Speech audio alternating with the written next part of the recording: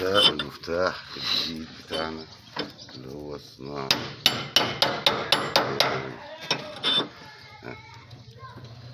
شايف تربط لحد فين على الفرش.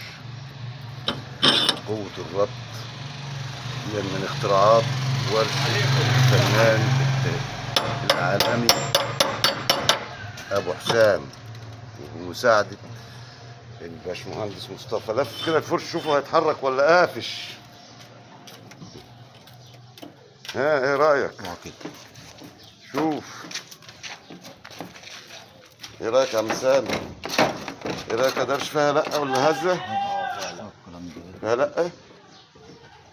في عايزة سنة كمان بالصامولة. يا عم اللقة دي هنا يا عم، اللقة دي هنا في الركبة. طب امسك الفرش نفسه يا درش. الركبة. امسك الفرش نفسه.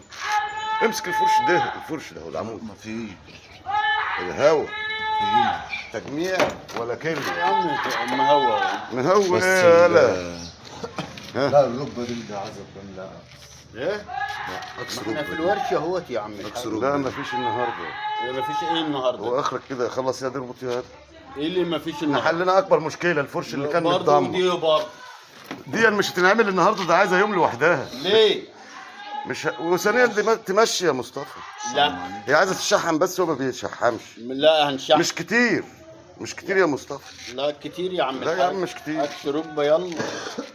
شروق بيض. المهم انت كده اربط الصاموله التانيه بقى والورده الحرف. انت هتركب على كده؟ هنركب على كده. لا انا مش مركب على كده. الفرش ماله؟ بص لا الاكس بيلعب يا عم.